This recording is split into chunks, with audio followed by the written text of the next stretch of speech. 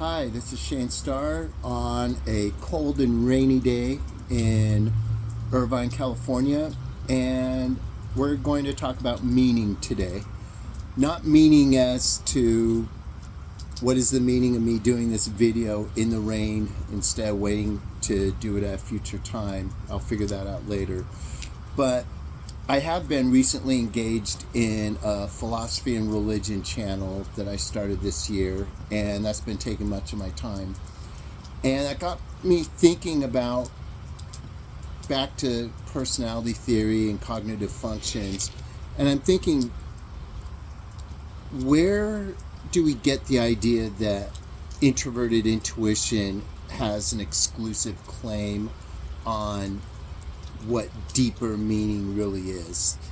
And I would say in both MBTI and socionic circles, if you're a deep thinker or if you care deeply about the meaning of life, you must be an INFJ or maybe an INTJ, or at the very, very least have high introverted intuition, because we all know that, people with introverted intuition, polar or inferior functions, or even in a weak spot, can't conceive of the deeper meaning of things, right? I think wrong, and here's why. So, when you think about deeper meaning, this has led to a bunch of mistypings in the community. Not just of philosophers or religious figures, but of scientists, literary figures. They all get labeled as INFJs or INTJs. Nothing to take away from those two types. They're great. But there are other ways to think deeply than just those. So I'm going to break it down. I have a couple notes I took here this morning about it. I'm going to start first with the extroverted functions and then move on to the introverted ones. And we're going to just see if we can conceive of or comprehend meaning in a different way than just the introverted intuition way. So we'll start with the least likely for me, which would be extroverted feeling, FE. But when we think of extroverted feeling, we contemplate deeper social connections, our connections with others, the things that we are moments we've enjoyed with other people, and those moments of closeness with others, and feeling the vibe of a party or a gathering. These are thoughts and feelings that people have on their deathbeds. These are the things, people don't remember their work. They don't even remember necessarily overtly religious things or philosophical wonderings.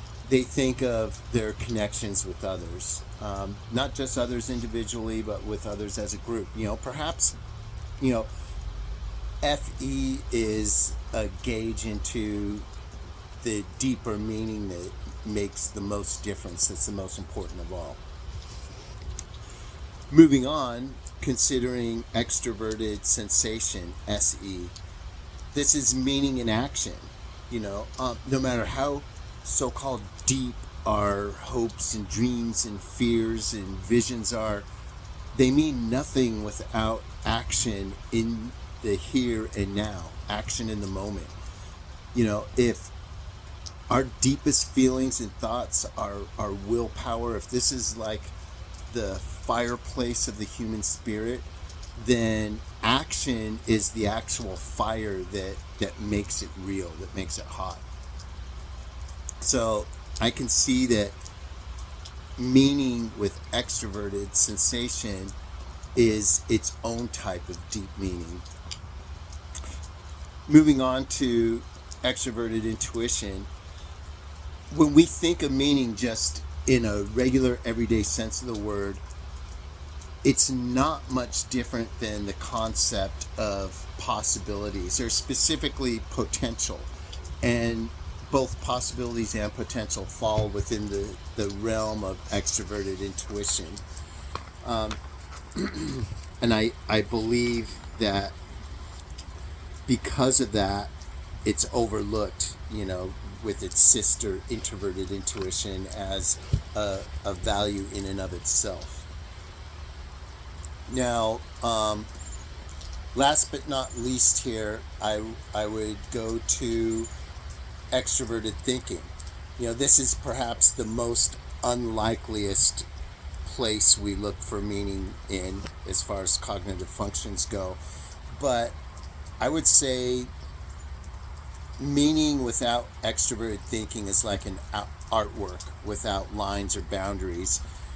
The thoughts and feelings and even intuition that we cannot adequately express or make clear to others in a intelligible, efficient manner, that means unclarity, confusion, and surface level understanding, all of which is the exact opposite of meaning. So I think we need TE to communicate meaning, if nothing else. Moving on to the introverted functions, introverted feeling. Now, for me, this is really the obvious home of deep meaning, at least the way I understand meaning and introverted feeling. Our deepest hopes, our deepest fears, our deepest dreams, our deepest desires and values that are particular to each person, interpreted in one's own way, together or separate, which express something significant or important. Again, when I personally think of deep meaning, my mind goes more to FI than it does to NI. And I affiliate this function with deep meaning more than any other. Moving on to SI, introverted sensing, my personal favorite function. SI is found in the details of things, the small details of our memories that stand out. If, whether it's memories of a person, memories of a place, memories of an event, oftentimes it's these small details that end up mattering most in our experiences and in our memories. And I would say, if we were to consider the opposite of meaning being passing through a lived experience or skimming the work of literature or art at a very shallow surface level, then true meaning is the opposite, is it not? It's experiencing life as full as possible, which means getting in and diving into the deepest, most intricate details, which is a particular aspect of introverted sensing. Moving on to introverted thinking. And, when I think about introverted thinking, how can true meaning possibly be defined outside of this realm? Comprehensive understanding of how a person, system, or thing actually works. I would say that the great scientific discoveries of our time not only come from this sort of understanding, but actually is this understanding itself. The deep, significant meaning is already there with the discovery. It speaks for itself. It needs no further elaboration. Meaning is already present, inherent in this function of TI. All right, now last but not least, everyone's favorite home for significance or deep meaning, introverted intuition. I think that when most practitioners of MBTI or socionics think of deep meaning, they go straight to this function. And again, this is what's led to a multitude of mistypings of deep thinkers as INFJs or INTJs, or at least someone with high introverted intuition. And I would say that while understanding how an object, artwork, story, or even language itself stand as a symbol for something else, or comprehending how a person, thing, or event or work of art or literature develops over time is certainly part of its deeper overall meaning. I think this tells only part of the story, and in doing so, oftentimes leaves other aspects or facets of deeper meaning out of the picture. So, when I think about just what I've simply outlined today, just giving it some thought and jotting down a couple of notes, if it doesn't disprove that the home of meaning lies only in introverted intuition, it at least throws into question the claim that all sorts of meaningful inquiry are a result of this function.